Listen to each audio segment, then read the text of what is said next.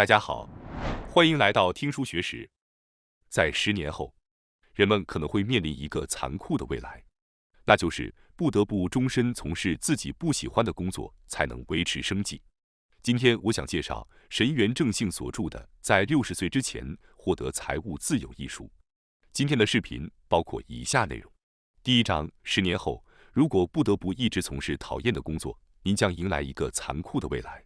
第二章，消除对晚年的担忧，教您在60岁之前幸福退休的超级现实方法。首先，让我开始解释第一章：10年后，如果不得不一直从事讨厌的工作，您将迎来一个残酷的未来，即一生都要从事不喜欢的工作才能维持生活的情况。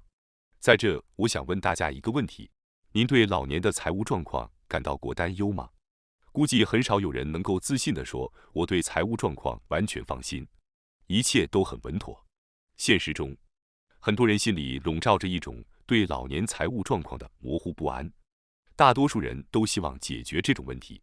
其实，许多人面临的这种担忧是合情合理的，因为数据显示，几乎所有人的老年生活费用在现状下都可能不足。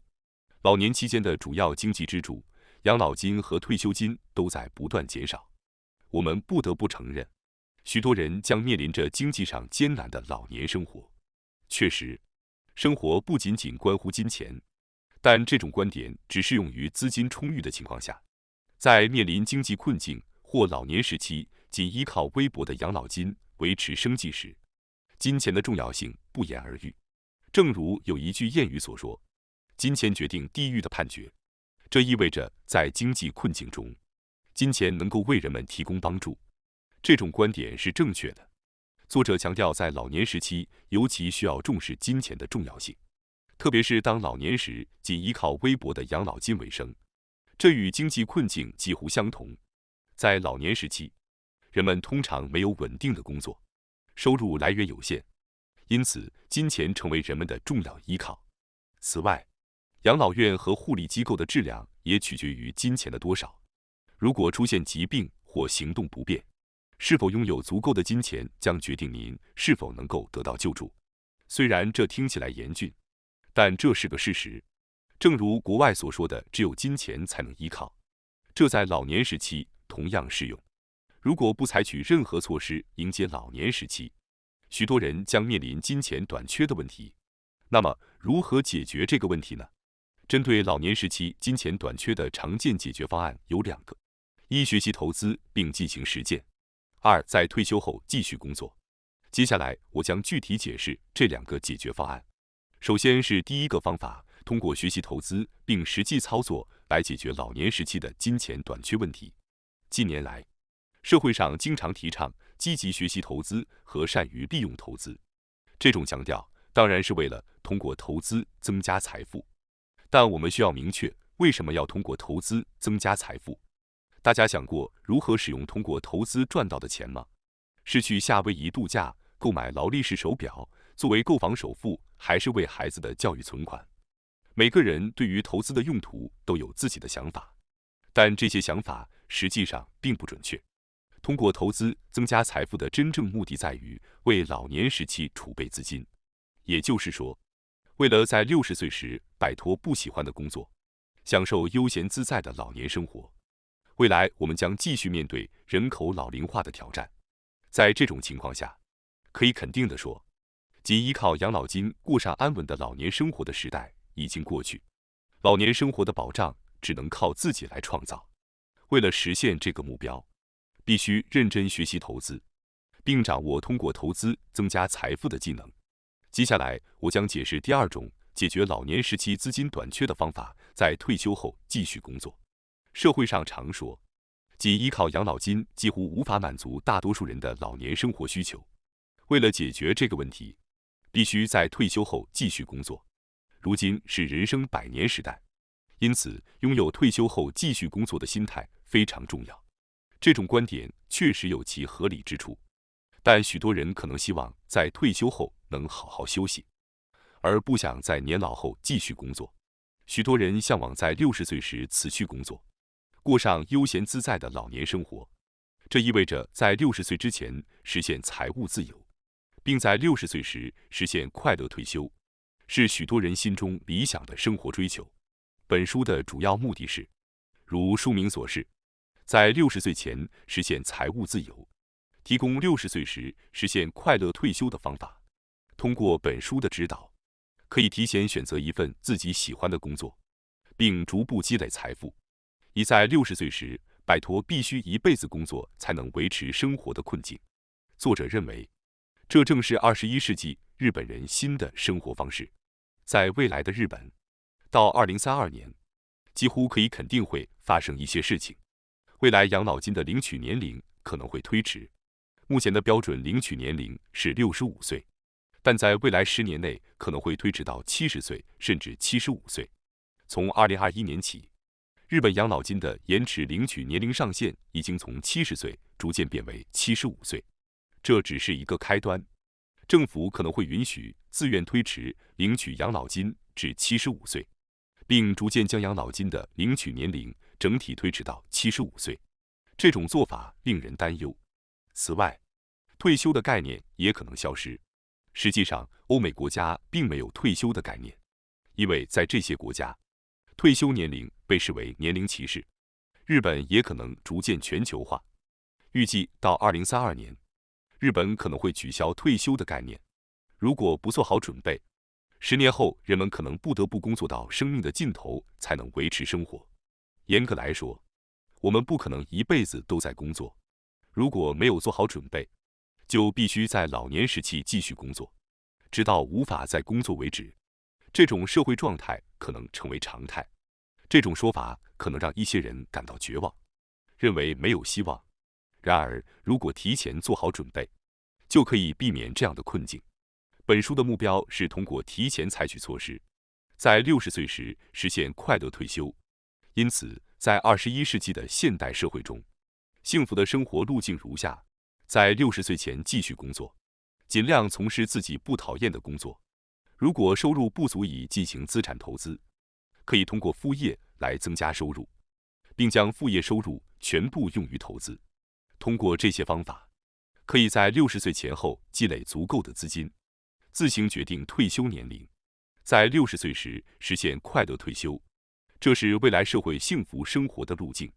在人生100年时代，许多人可能需要在60岁以后继续工作，但通常人们希望在有限的退休时间里按照自己的意愿生活。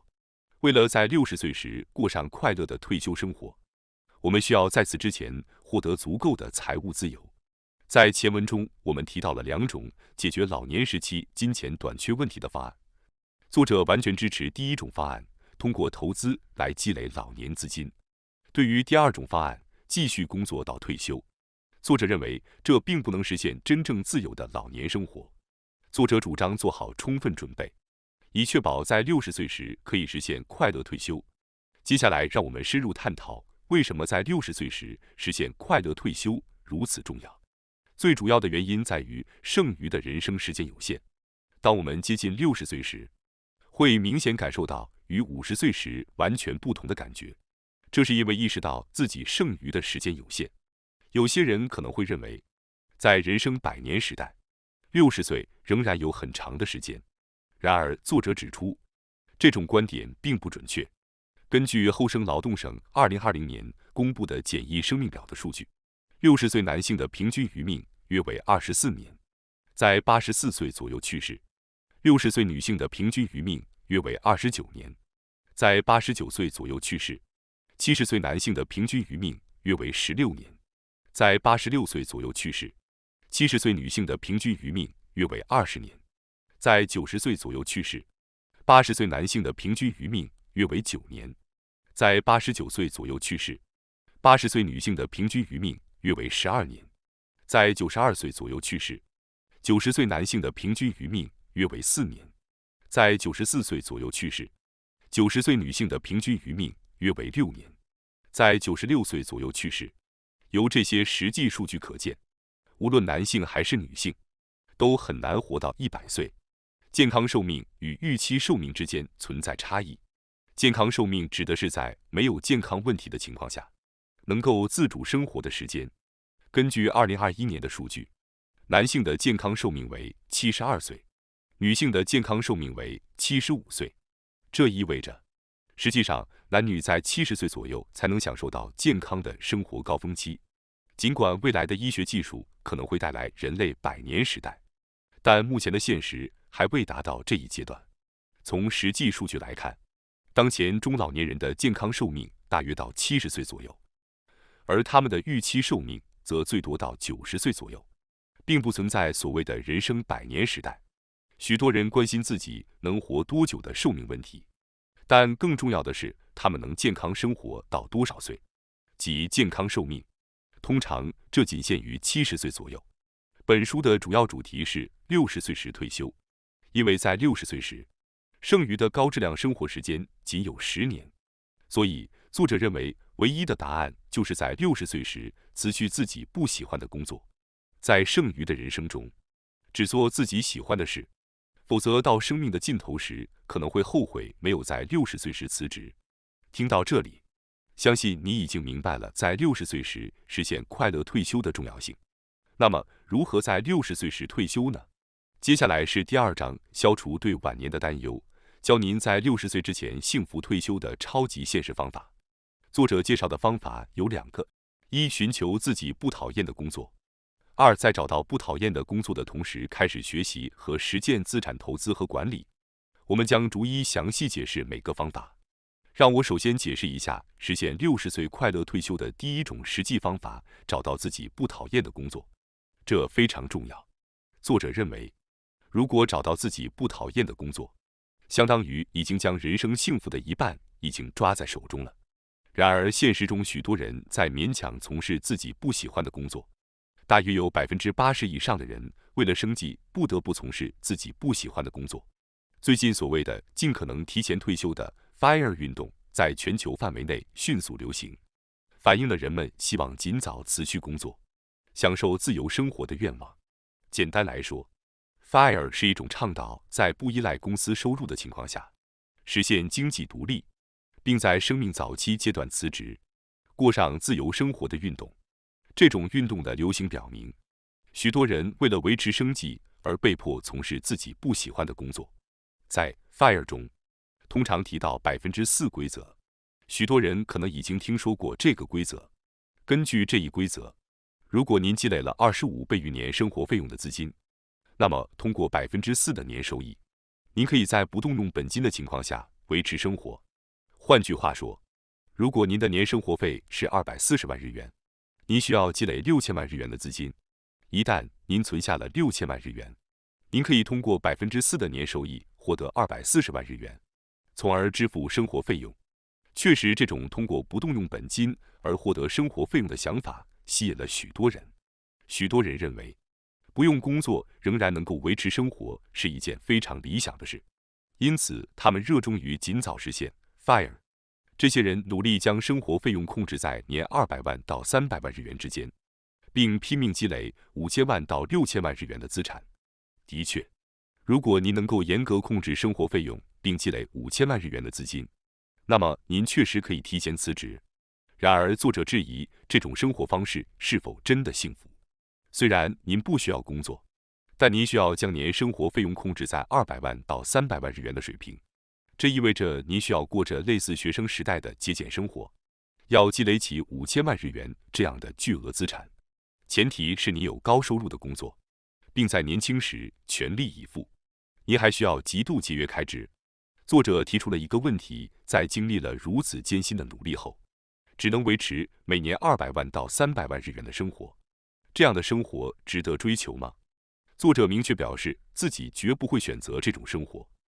20多岁或30多岁的年轻人或许能在这种低生活费下生活，但到达50岁或60岁时，仍要过这种节俭的生活，除非是天生节俭的人，否则几乎不可能。此外，如果有人提前实现 FIRE 并辞去工作，却没有明确的目标或计划，这可能导致无聊或失去生活意义。据说，达成 FIRE 目标后的人中，很多人因闲暇过多而感到痛苦。即使您成功实现 FIRE， 周围的朋友仍在努力工作，所以您可能难以找到可以一起玩耍的伙伴。独自一人面对过多的闲暇时间，可能会让人感到孤独和困扰。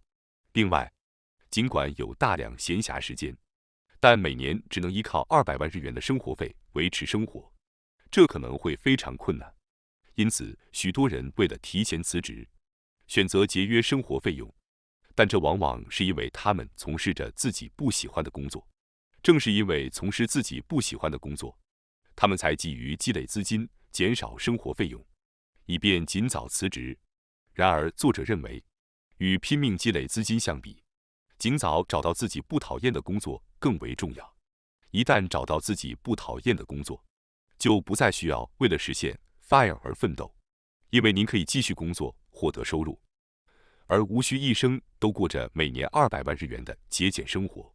如果您能尽早找到自己不讨厌的工作，您不仅可以持续获得收入，还可以将这些收入尽早用于投资。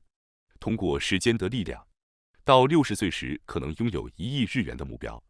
如果在60岁时拥有1亿日元，您可以通过投资收益和养老金，过上相当优裕的退休生活。所以，我们首先要努力的目标是找到自己不讨厌的工作。世上的工作大致可以分为3类：自己喜欢的工作、不讨厌的工作和自己讨厌的工作。自己喜欢的工作是指即使不拿工资也愿意去做的工作。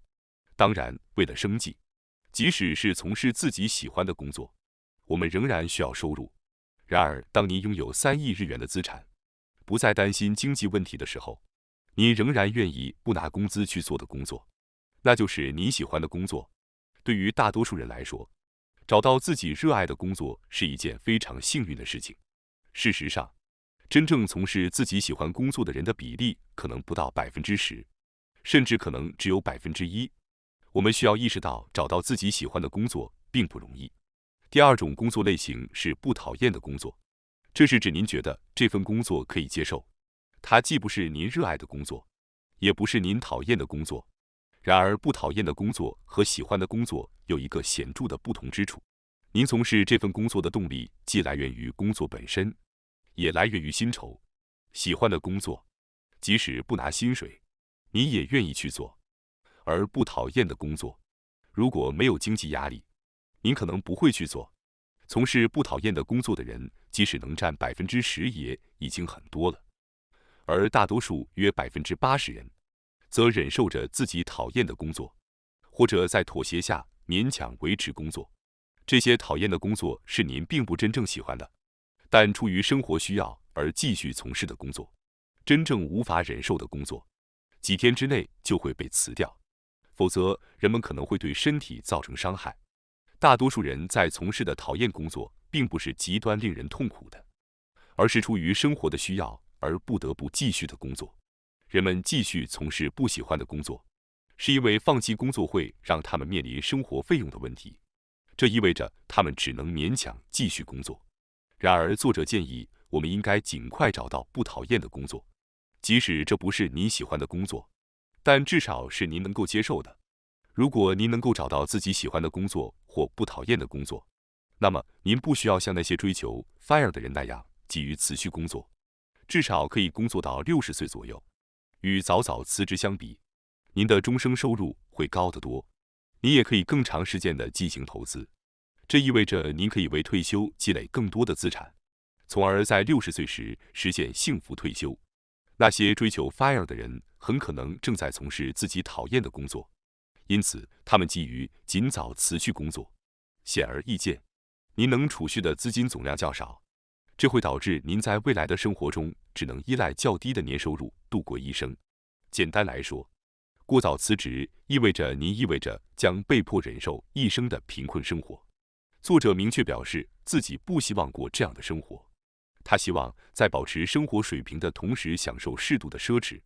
因此，我们应该追求的目标不是通过 FIRE 而导致一生贫困，而是找到自己喜欢或不讨厌的工作，并至少工作到60岁左右。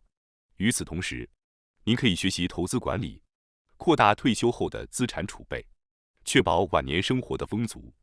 找到不讨厌的工作的好处不仅仅体现在金钱方面，转向不讨厌的工作会显著提升幸福感，减轻压力，因为讨厌的工作会降低我们的幸福感，并给精神造成巨大的压力。工作时间在我们的生活中占据了很大比重。如果您在这段时间内总是感到讨厌或有压力，这将对您的生活产生巨大的影响。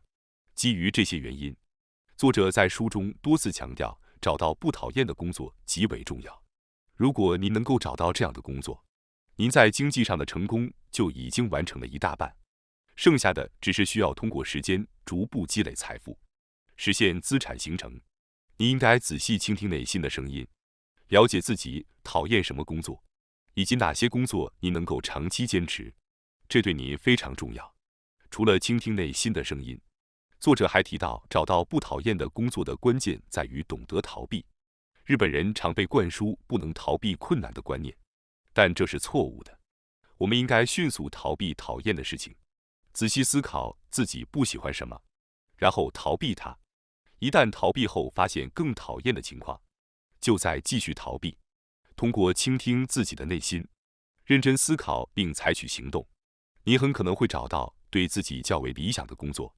为了找到不讨厌的工作，避免最坏的情况也至关重要。你需要经常反思，找到最坏的情况是什么，以及相对较差的情况又是什么。比如，作者认为公司职员是最糟糕的工作选择，因此他决定暂时逃到家里的会计事务所。在学习会计的过程中，尽管他不喜欢这个专业，但与做公司职员相比，他更愿意学习会计，因此选择继续努力。在这个过程中，持续思考是关键，要认清自己最糟糕的选项是什么，以及其他选择与最糟糕的相比是否更好。这种持续的思考对找到不讨厌的工作至关重要。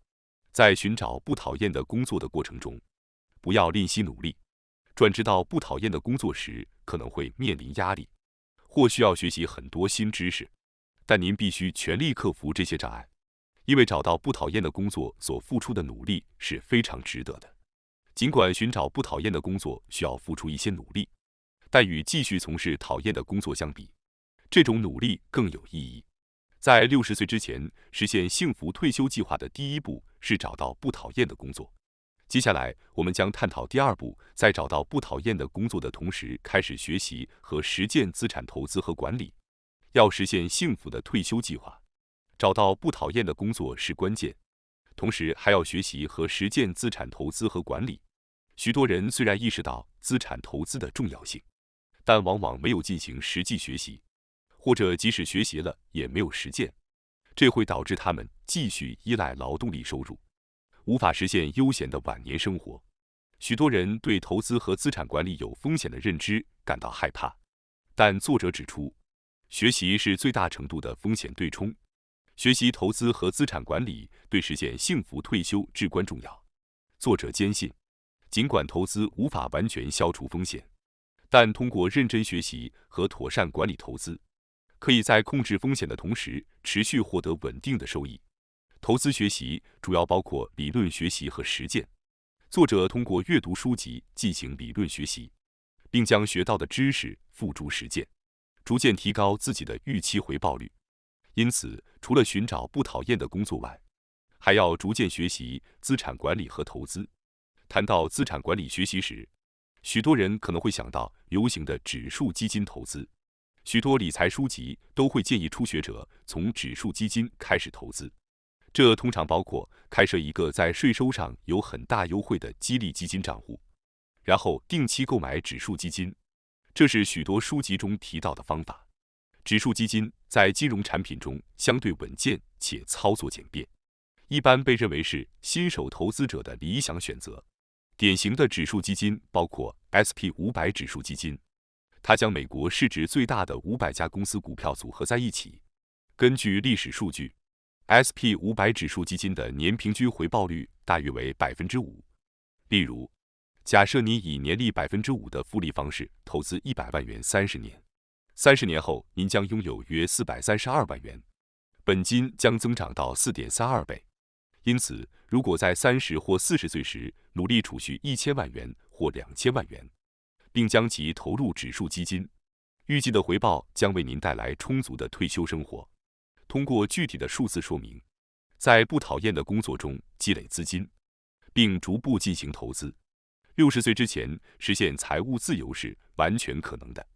许多人在职业生涯期间没有储蓄退休投资的意识，在退休后可能会遇到财务困难，所以传达在工作期间及早做好退休准备的重要性非常重要。关于指数基金的讨论，在几乎所有关于理财的书籍中都有提及，但本书并没有专门介绍这个话题。大多数书籍通常以建议投资者持有指数基金作为结论，但作者在书中提出了他对具体股票投资方法的建议。作者在股票投资领域拥有35年的丰富经验，他在书中详细阐述了股票投资的细节，包括选择安全的投资标的、全球知名企业列表、股票出售价格的确定方法等。这些内容非常有益，虽然这些内容对初学者来说可能有些复杂，但如果你想进一步了解作者的股票投资方法，建议阅读一下相关的书籍。与指数基金这种无需过多思考的投资方式不同，作者的方法要求您主动思考，选择自己认为合适的股票进行投资。对于目前还没有开始资产管理的人，不要着急，应该逐步学习。通过这段视频，我想强调的是，为了在60岁之前实现幸福退休，学习和实践资产管理是必不可少的。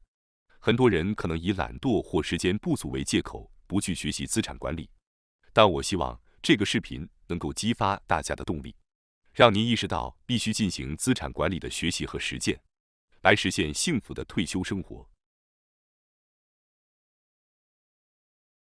感谢大家收看今天的节目。如果你喜欢我们分享的内容，记得点赞、订阅并开启小铃铛通知，第一时间获取我们的更新。在下次的节目中，我们将继续为大家分享更多有益的书籍。再次感谢大家的支持，我们下期再见。